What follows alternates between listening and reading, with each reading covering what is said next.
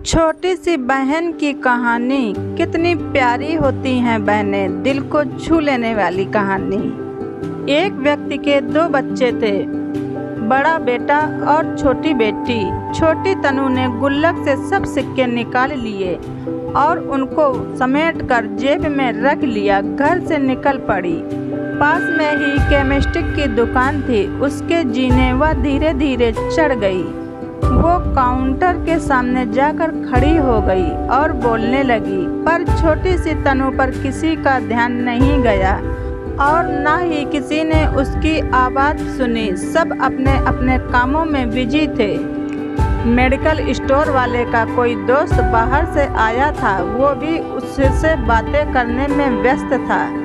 तभी उसने अपनी जेब से एक सिक्का निकालकर काउंटर पर फेंक दिया। सिक्के की आवाज़ से सबका ध्यान उसकी ओर गया। उसकी होशियारी काम आ गई। दुकानदार उसकी तरफ गया और उससे प्यार से पूछने लगा, बेटा तुम्हें क्या चाहिए? उसने अपनी जेब से सब सिक्के निकालकर अपनी छोटी सी हथेली पर रख लिए और बोली कि मुझे चमत्कार चाहिए। दुकानदार पहले तो समझ नहीं पाया। उसने फिर से पूछा। वो बच्ची फिर से बोली कि मुझे चमत्कार चाहिए। दुकानदार हैरान होकर बोला, बेटा यहाँ दवाई मिलती है, चमत्कार नहीं मिलता। वो बच्ची बोली, अगर यहाँ दवाई मिलती है तो चमत्कार भी आपके यहाँ ही मिलना चाहिए। दुकानदार बोला, बेटा लेकिन आपसे यह किसने कहा कि यहाँ चमत्कार मिलता है? अब उस बच्ची ने विस्तार से बताना शुरू किया। अपनी तोतली जुबान से वह बच्ची बोली, मेरे भैया के सर में ट्यूमर हो गया है। पापा ने मम्मी को बताया है कि डॉक्टर 5 लाख रुपए बता रहे हैं। अगर समय पर इलाज नहीं हुआ तो कोई चमत्कार ही इसे बचा सकता है और कोई रास्ता नहीं है। वो रोते हुए बोली, माँ से कह रहे थे अपने पास कुछ बेचने को भी नहीं है, ना कोई जमीन जायदाद है, ना ही गहने। सब इलाज में पहले ही खर्च हो गए।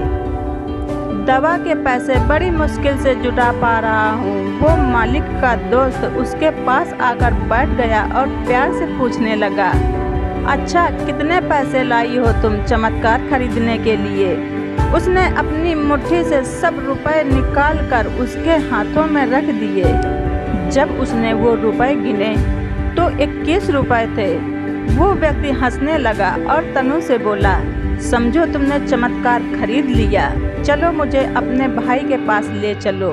वो व्यक्ति जो उस केमिस्ट का दोस्त था, अपनी छुट्टी बिताने भारत आया था और वह एक प्रसिद्ध डॉक्टर था। उसने उस बच्चे का इलाज 21 रुपए में कर दिया और वो बच्चा सही भी हो गया। आखिर ऊपर वाले ने तनु के लिए चमत्कार भेज ही दिया। वो बच्ची बड़ी श्रद्धा से उसको खरीदने चली थी। वो उसको मिल गया। ईश्वर सबका पालनहार है। उनकी मदद ऐसे ही चमत्कार के रूप में मिलती रहती है। बस आवश्यकता है तो सिर्फ सच्ची भक्ति की। दोस्तों, ये छोटी सी कहानी आप सबको कैसी लगी कमेंट में ज़रूर बताएं। ईश्वर पर आस्था रखते हैं तो मेरी कहानी को ज़्यादा से ज़्यादा शेयर करें। मेरी कहानी सुनने के लिए धन्यवाद। रीचा वॉइस।